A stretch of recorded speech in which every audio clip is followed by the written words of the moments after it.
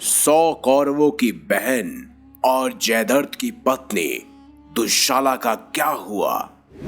आखिर महाभारत युद्ध के बाद दुश्शाला कहां गई और किस तरह से उसके पुत्र और अर्जुन के बीच हुआ एक महाभयंकर युद्ध?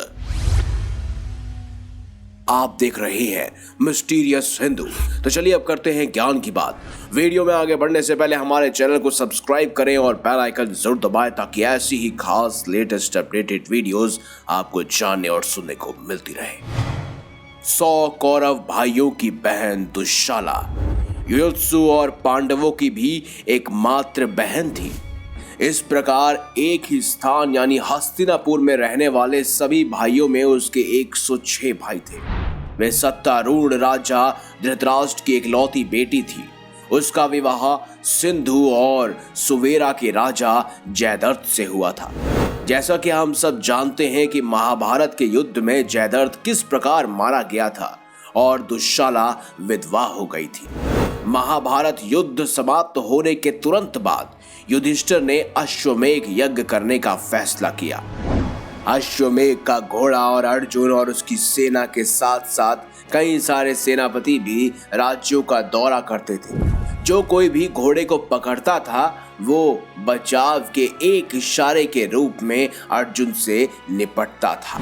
महाभारत युद्ध के बाद अधिकांश राजाओं में युवा राजाओं की अगली पीढ़ी का शासन था, जिनके पिता और वरिष्ठ नागरिक महाभारत युद्ध में मारे गए थे। जैसे कि युधिष्ठिर ने सलाह दी थी कि इन राजाओं को ना मारा जाए जो पहले से ही अपने मित्र, पिता और रिश्तेदारों के लिए शोक मना रहे हैं, लेकिन उन्हें अपनी सत्ता में अधीन करने के लिए पराजित भी करो।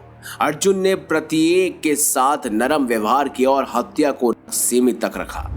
जब घोड़ा सिंधु के राज्य में पहुंचा तो सिंधु के राजाओं ने घोड़े को पकड़ लिया और अर्जुन को युद्ध के लिए ललकारा।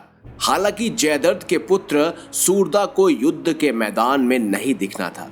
वे विशेष रूप से गंभीर थे क्योंकि वह अर्जुन द्वारा जयद्रथ की हत्या का बदला लेना चाहते थे। इसीलिए वह युद्ध करने के लिए अर्जुन के साथ युद्ध भूमि में पहुंच गए। कई बार अर्जुन ने उन्हें सलाह दी और कोशिश की कि वह युद्ध भूमि में उनसे ना लड़े, लेकिन उसी समय दुश्शाला अपने बहुत छोटे पोते के साथ पहुंची और अर्जुन से आगे की लड़ाई रोकने की गुहार लगाई। अर्जुन ने भी अपनी बहन की बात सुनी। दुश्शाला ने अपने भाई अर्जुन से कहा कि हालांकि उसके दादा ने पांडवों के साथ गलत किया, लेकिन उनका बेटा सूरदा निर्दोष है और युद्ध को अब कम से कम कर देना चाहिए और युद्ध होना ही नहीं चाहिए। दुश्शाला ने सिंधु योद्धाओं से हथियार वापस लेने के लिए कहा। अर्जुन ने अपनी बहन को गले लगाया और उसे सांत्वना दी और युद्ध को रोकने की घोषणा की और अन्य राज्यों और राजाओं के लिए वो रवाना हो गया। उसने सूरदा को वहां का राजा घोषित कर दिया।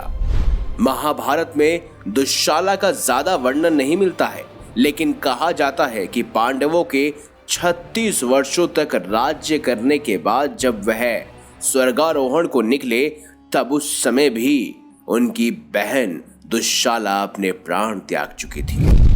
अगर आपको हमारी ये खास जानकारी या वीडियो अच्छी लगी है तो इस वीडियो को लाइक करें, हमारे चैनल को सब्सक्राइब करें और ज्यादा से ज्यादा शेयर भी करें। देखते रहिए संपूर्ण ज्ञान का केंद्र बिंदु मिस्टीरियस हिंदू।